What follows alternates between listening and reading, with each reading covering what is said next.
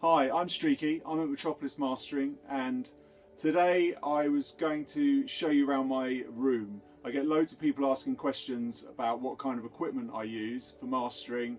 Am I in the box? Am I analog? Am I a mixture of the two? I basically am a bit of a mixture of the two. I've got a lot of analog stuff here, but what I'll do is I'll grab the cam. It might be a bit shaky and a bit low res, but I'll show you around the equipment so you know exactly what I'm using. Okay. So starting from the center of the desk, this is the sort of hub of what goes on. It's an analog desk by Masalek. This bit here is the monitor panel where you can check out all the different sections, the output, the input, and then the finished workstation. These are cuts for the speakers and for the phase and for switching to the big ones or the small ones. This is the main control panel. It's got different filters, high pass and low pass, a monoing which is called an elliptical filter, which monos the bass.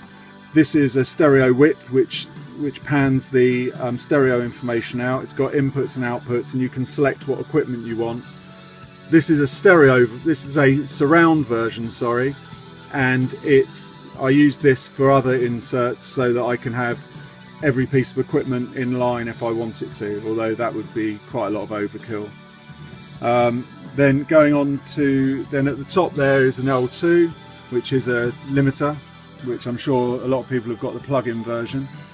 I've got on the desk here a TC6000, which is kind of like a load of high-end plugins in one box.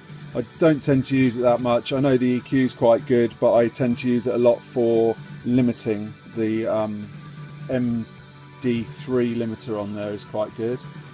I've got a Masalek EQ, which I use for MS mode, which is mid and side for splitting up. Mid is that side and the sides are there. Then I've got a Sontec, which is lovely in the high end, or it's lovely everywhere. It's quite a rare piece of equipment. I've got a Vice EQ1, which I like a lot. That's on the way into the desk before everything, so that I can just sort of clean things up before it gets into the analog domain. Then going across the other side of the desk, I've got another Masalek EQ, which is for stereo work. I've got a Masalek compressor. I've got a Dangerous Backs EQ, which is kind of a tone control like you used to have in your car when you were younger. So it's high end, low end, and at different points, and some filters. I've got some Masalek high frequency limiting. So this one is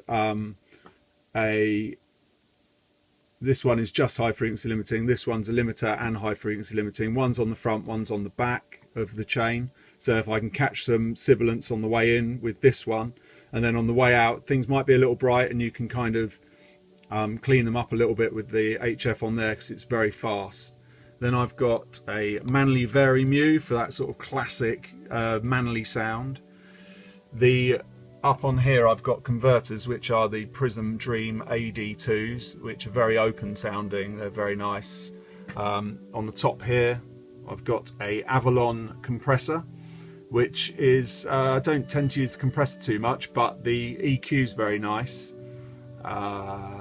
Then over here is a DA2, which is the D2A going into the desk. That's a Prism as well.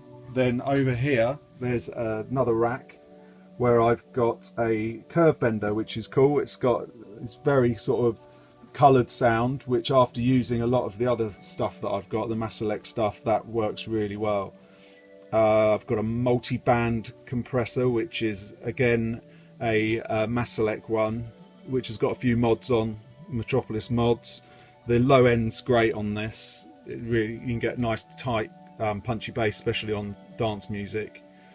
Then I've got a Crane Song ST8, very posh sounding compressor. Use it on sort of things where I need to have a fast release, but it needs to sort of sound very posh sounding. for want of a better word. Then this is a old Neumann out of a cutting lathe. This is a Neumann compressor, which has got a base cut on it. So what you can do is just use this for the high ends, sort of mid upwards, and it gives a very kind of clean, hardish, punchy sound to the mids, which is very nice for bringing out guitars and vocals, and just, you know, giving a little bit of edge to sort of you know, guitar indie kind of music. Then there's the this is a Summit warm interface. Now there's not many of those around. This is the only one I've ever seen, and it was built for the townhouse mastering in the 80s, and I picked it up along the way. And it is the in and out of the Summit compressor, but without the compression bit. So what it's doing is just warming it up with the valves that are in there, but it's not actually doing any dynamics. It's just purely the in and the out, which is really nice. Then PMC speakers, surround speakers, load of Bryson amps over the back. Then I've got my NS10s, which are getting a bit grubby. That's about it. So as you can see, I'm more out of the box than in the box. I do a little bit of digital work, but not too much, because I've got so many options with the analog equipment. And I find that if you've been in the digital domain for most of the production, then it's nice to come back to mastering and be in a very high precision analog situation. I hope it's been interesting. If you've got any questions, put them in the comments. Please subscribe, and I'll see you next time. Thank you for watching. Cheers, bye.